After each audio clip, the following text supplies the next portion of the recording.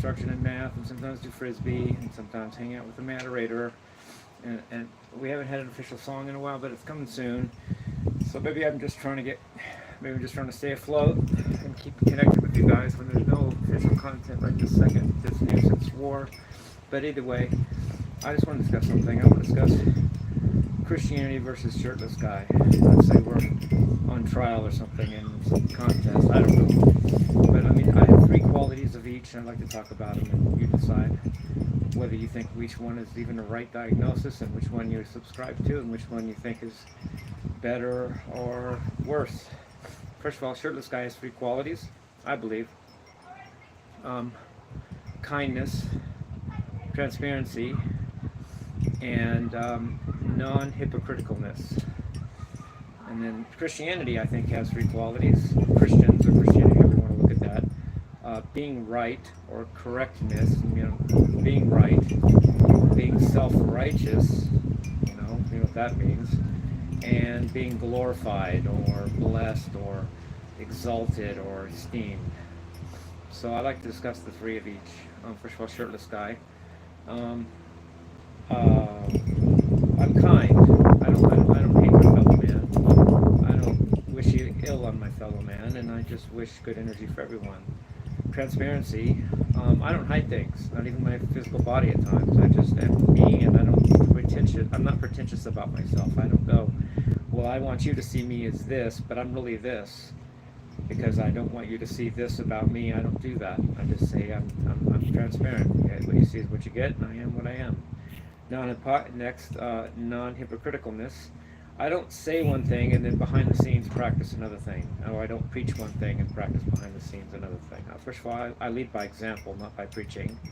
Secondly, my example is consistent with what I actually believe. I don't have a outward profession or show of something, whereas in the background I do this or that that contradicts it or is instead of it. So I have that. So now next, Christians and Christianity. First of all, rightness. They want to think, whether they are or not, they're right about their beliefs. The Bible is right. There's a God. I say so. I'm right. I don't do that, but whatever. Next is self-righteousness. Not only do they think they have the right belief, they think they follow it and that they're good for that, and they're so much better than the next guy that doesn't fit their example or isn't like them or isn't right like they are, or believe what they believe, or whatever. So they have the self-righteousness. I don't have that. And as far as the rightness, I don't really say that either. I don't say I'm right. I just say I might be right, and I say what I believe and feel, and I lead by example. And the last thing is blessedness and exaltedness. Also, Christians think or want, or both, to be exalted, that they're going to be in heaven, but you're not, because you're not like me, you're going to hell.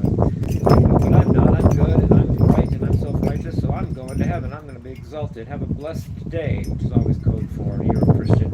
The person saying that is a Christian, and the person being told that better be one, or they're not going to have a blessed day, LOL. Or whatever that means. It always means, to me, it means usually they're a Christian. But I never say have a blessed day. I can't control that. I'm not God. How can I bless you?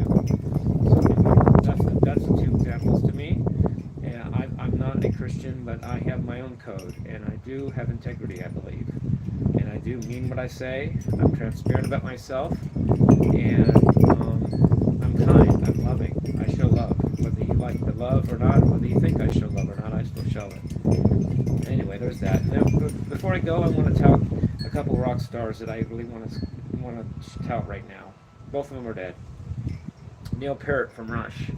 He wasn't just the greatest rock drummer of all time. Some people say Steve Smith, but I don't know what's so great about Steve Smith. I've heard him, and Neil Peart is better. Steve Smith's the drummer for Journey. But Neil Peart wrote the lyrics for Rush, and their seminal album to me is 2112. I mean, they have other things, of course, since then, but they never really beat that album. It's like Led Zeppelin's fourth album. Led Zeppelin never really beat that, the one with the four cymbals, with Stairway to Heaven. They never beat that, and Rush never really beat 2112 in my book. And some of the lyrics are brilliant. She gives credit to Anan Rand, Aynrand, a writer that he read and studied. I don't know. I think it's a female. I'm not sure. And could be a man or a woman, but anyway, the lyric to some of the songs is, they left our planets long ago. The elder race still learn and grow. The power grows with purpose strong to find the home where they belong. Home to tear the temples down, home to change. And this the lyric like um, we've taken care of everything. The words you see, the words you read, the words you read, the songs you sing, the pictures that give pleasure to your eye. It's all for one and one for all. Wait, all for one for all and all for one. We work together, common sons. Never need to wonder how or why. And there's lines like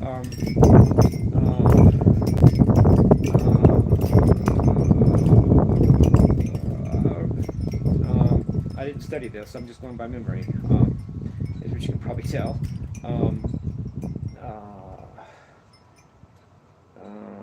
Anyway, talks about great computers filling the hallowed halls, referring to the temples of Syrinx in the year 2112, I take it, where the halls of the church and righteousness and goodness and godliness is nothing but a bunch of computers, which seems possible and prophetic, and maybe even in real life. At least it's a good story, if not true, or at least if not prophetic, which it may be both. And that's interesting that he wrote a lyric prophesying computers filling the halls of righteousness. It doesn't seem, who's the richest dude in the world? Well, it used to be Bill Gates, and who's he? The guy that discovered the chairman of Microsoft, the guy that wrote the computer programs, and he's the third richest guy in the world now. He was the first. Not too far off for Neil Peart. And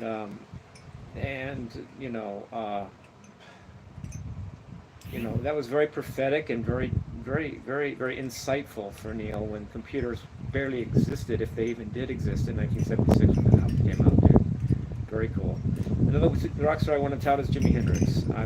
Rather than, I'm just going to say something quick about him. I think they say I had friends of my dad that were common people. They weren't Illuminati people. They weren't Navy SEAL people. They were just people he knew before he became what he was, and he kept his friends a lot of the time. And one of them was named Rooney, and he always said, Jimi Hendrix started the school and no one's graduated.